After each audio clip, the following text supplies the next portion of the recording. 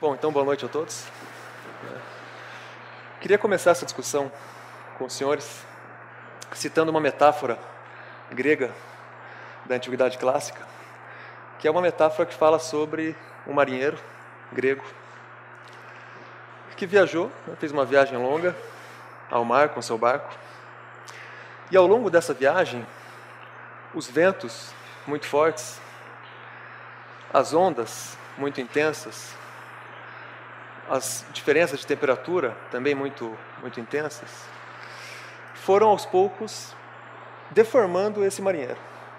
Ele foi recebendo esses golpes, né, ao longo da viagem, e diz a metáfora que ele foi ficando um pouco deformado, tamanha força daquilo que ele estava enfrentando. Da mesma forma, algumas pedras, algumas conchas, até mesmo algumas algas do oceano foram colando nele, o que deu a ele uma certa aparência até de deformação. No fim da metáfora, quando o marinheiro retorna, as pessoas que o conheciam não mais conseguiram reconhecê-lo. Olharam para ele e não conseguiram mais identificá-lo, não reconheceram ele. Todos nós, todos os dias, quando nós saímos de casa e vemos, por exemplo, um outro irmão nosso dormindo na rua, ou quando vemos, por exemplo, uma criança passando fome na rua, ou quando vemos, por exemplo, uma situação de vício, né, de drogas, de destruição, ou quando lemos o jornal, vemos notícias e temos conhecimento de que há muita guerra ainda no mundo, tudo isso tem para nós o efeito que o vento, a água e a mudança no clima tiveram para o marinheiro. Tudo isso nos afeta muito. Tudo isso nos incomoda muito. E tudo isso vai, aos poucos, de certa forma, nos deformando. O grande desafio é conseguir administrar a si mesmo de tal forma que, ao fim do meu processo e ao fim da minha trajetória, eu não esteja deformado a ponto de não ser mais reconhecido. O desafio é que eu consiga suportar as dores e as dificuldades ao ponto de não deixar a minha essência ser distorcida. Isso é muito difícil de conseguir, mas isso é fundamental. É fundamental porque todos nós, como seres humanos, temos uma essência comum. Nós todos nos reconhecemos porque nós temos uma mesma origem. A igualdade existe porque nós temos uma mesma origem. E a doutrina espírita, por exemplo, vai afirmar que todos nós somos seres inteligentes, conscientes e, principalmente, todos nós temos a capacidade de crescer. É inerente a cada um de nós a capacidade de fazer o crescimento. O grande desafio é, portanto, conseguir fazer esse crescimento de tal forma que eu não perca nunca a capacidade de reconhecer no outro um irmão. A capacidade de garantir que a minha essência esteja ainda permitindo ao outro me reconhecer também como irmão, também como um ser humano. E por que esse desafio é tão difícil? Por que será? As situações são muito difíceis às vezes, né? E é complicado manter a nossa postura no que se refere a valores. Mas há um valor que não pode ser alterado, porque se for alterado, ele altera a nossa essência, que é o valor da igualdade. Que é o valor da igualdade que está na base, por exemplo, da fraternidade. Outro valor é a liberdade, por exemplo. Todas as nossas leis se fundamentam na igualdade e na liberdade. E pedem de nós a fraternidade, que é uma capacidade de aceitar o outro e lidar com o outro como igual. O Dr. Leocádio José Corrêa, aqui nesse mesmo lugar, eu o escutei dizendo o seguinte: Se ainda não aprenderam a amar, saibam ao menos tolerar. Ao menos tolerar. Se todos nós temos uma mesma origem e todos nós somos seres em evolução, será que cabe a mim o direito de não tolerar o outro? Será que eu tenho o direito de apontar para o outro e dizer que ele está errado? Para alcançar definitivamente o conceito de fraternidade, nós teríamos que discutir um pouco sobre um dualismo que infelizmente está enraizado na nossa cultura e que dificulta muito o nosso entendimento de fraternidade. Esse é o dualismo do bem e do mal. De certa forma, todos nós aprendemos que existe o bem e que existe o mal. Mas esse é um equívoco. Se eu acreditar que existe o bem e existe o mal, existem pessoas boas e existem pessoas más, eu estou acreditando que há uma humanidade dividida. Eu estou acreditando, portanto, que foram criadas pessoas boas e foram criadas pessoas más. Mas isso não aconteceu. Porque todos nós temos a mesma origem e a mesma essência. Não existe a maldade. O que existe é a ignorância. Nós trabalhamos um princípio universal, que é a evolução. Todos nós estamos em evolução. Se nós aceitamos que há evolução, nós aceitamos, portanto, que cada um está em um momento diferenciado no que se refere a conhecimento e no que se refere a valores. Portanto, provavelmente, aquela pessoa que eu julgo ser má, não é uma pessoa má. Ela simplesmente não alcançou ainda alguns valores que eu já alcancei. Ela simplesmente não alcançou ainda um conhecimento que eu já alcancei. Ela não tem uma origem diferente da minha. Ela não está predestinada a ser má e a fazer maldade. Seria um absurdo acreditar nisso. Seria dividir a humanidade em duas. E seria impossibilitar qualquer chance de alcançarmos a igualdade. E de alcançarmos, portanto, um sentido de fraternidade. Foi dito há pouco que todos nós temos a capacidade de crescer. Se todos nós temos a capacidade de crescer, e se a evolução é uma lei, ninguém está fadado a ser mal para a eternidade. Ninguém está fadado a errar e se manter no erro para toda a eternidade. Esse é um equívoco cultural, de uma raiz cultural que nos ensina o bem e o mal. Para os evolucionistas, portanto, para os espíritas, não é possível acreditar em maldade. Nós acreditamos no conhecimento. E acreditamos que há momentos no conhecimento. Portanto, há algumas atitudes que vemos outras pessoas fazerem que nos incomodam muito e que nos chocam. Mas será que isso dá a mim o direito de apontar o dedo para ela e afirmar que ela é uma pessoa má? Será que ela não está no seu momento? E, portanto, é só uma questão de tempo até que ela supere os seus valores? Supere a sua forma de pensar? Supere as suas ideias, supere o seu ponto de vista e alcance, portanto, uma nova forma de viver? E essa forma daí já não será considerada má mais? Nós temos que pensar um pouco sobre isso. Nós não podemos simplesmente dividir a humanidade e excluir aqueles que consideramos maus.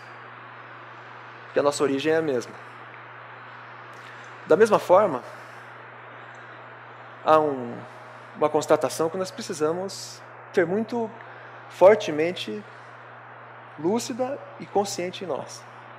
É a constatação de que todos têm algo a ensinar.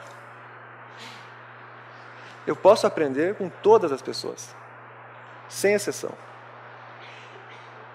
Porque todos nós temos uma trajetória de vida diferenciada. Cada um de nós cresceu mais em uma área e menos em outra. Cada um de nós aprendeu alguns valores e outros ainda não. Todos nós temos dificuldades em aceitar alguns valores, em aceitar alguns conceitos ainda. mas todos nós já fizemos algum crescimento. E todos nós temos algo a ensinar.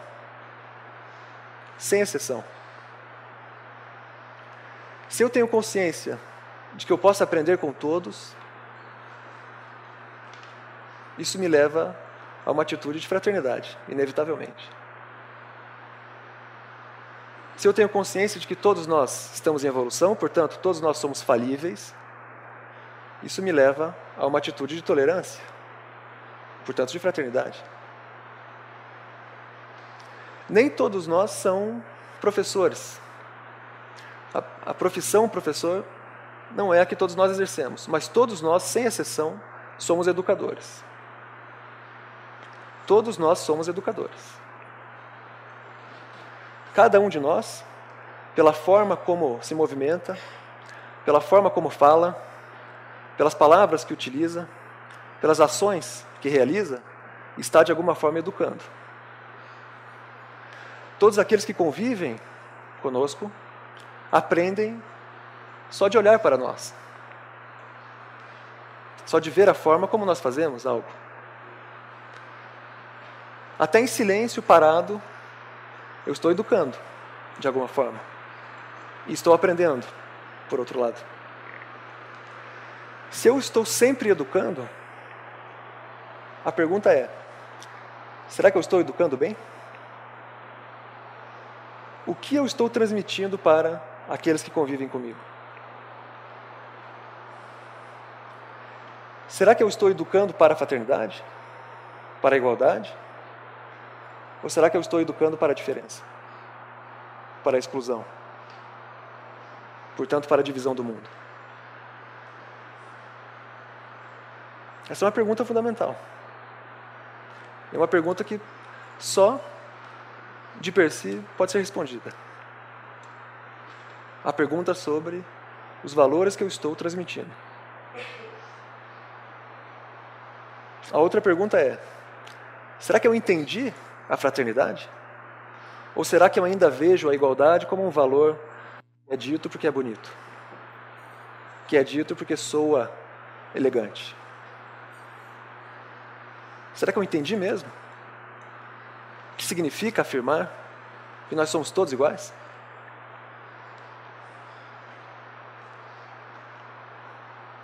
Não é fácil, mas é fundamental. Não é fácil, mas é necessário.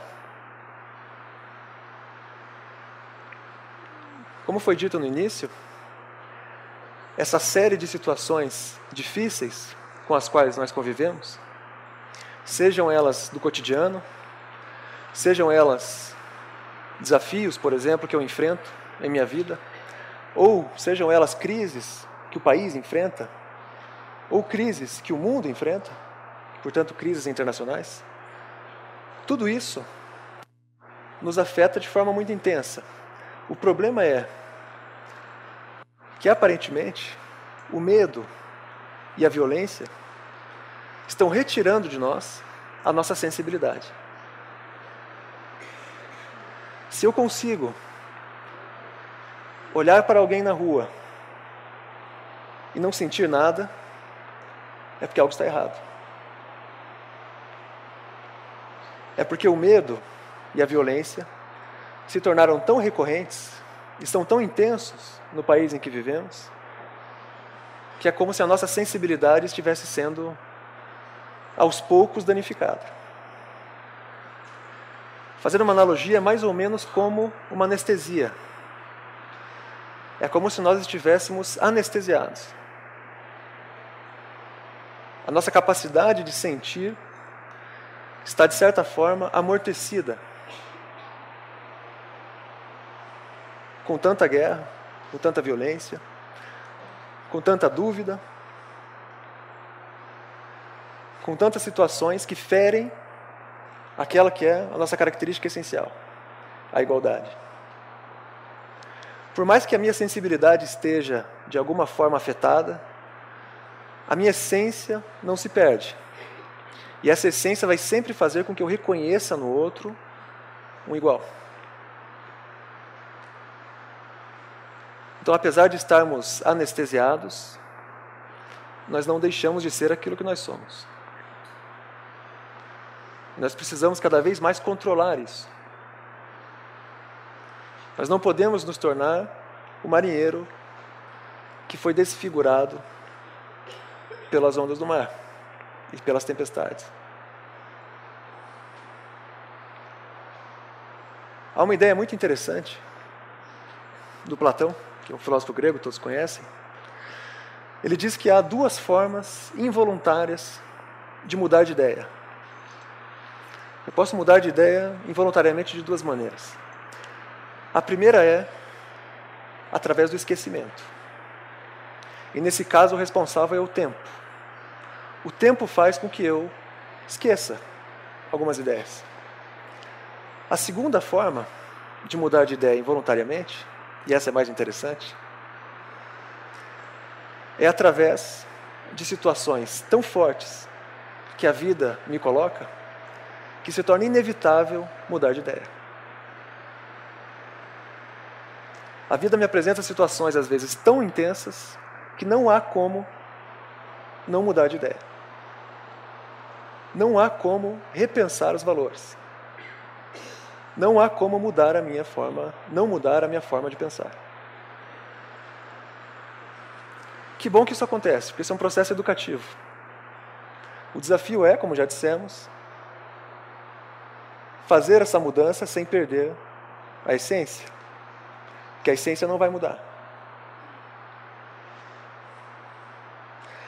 A trajetória para a tolerância, portanto para a fraternidade, é uma trajetória que vai exigir de nós uma consciência muito forte de que esse é o nosso dever.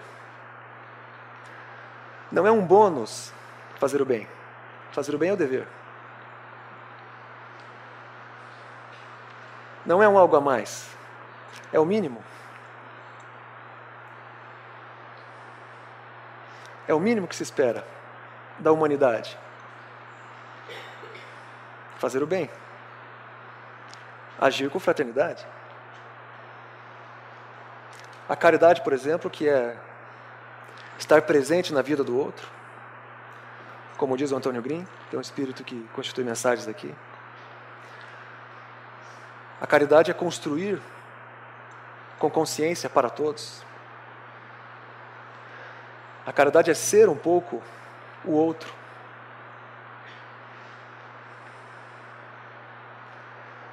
São valores que nós precisamos alcançar. O filósofo Sócrates, que todos também conhecem, 5 séculos antes de Cristo já afirmava que só é possível ser feliz sendo bom. Só é possível ser feliz agindo com justiça e bem. Por que será que nós temos tanta dificuldade? Tanta dificuldade em reconhecer o outro como igual e tanta dificuldade em começar um trabalho de construção. Será que não é pela lógica dualista que nós citamos antes, do bem e do mal? Será que não é porque eu ainda não compreendi que eu posso aprender com todos? Será que não é porque eu estou anestesiado demais pelas dores do mundo? São pontos a se pensar. São avaliações que nós temos que fazer. Todos conhecem o Emmanuel, que tem uma obra vasta constituída com o Chico Xavier. E o Emmanuel tem uma colocação extremamente interessante e importante sobre esse tema, o bem. Ele diz assim: se em algum momento a ideia de fazer o bem saltou do silêncio para a tua cabeça, não percas tempo perguntando a terceiros se você deve fazê-lo. Comece imediatamente a trabalhar e automaticamente os companheiros aparecerão e se aproximarão de você, te ajudando a pensar e a fazer o melhor.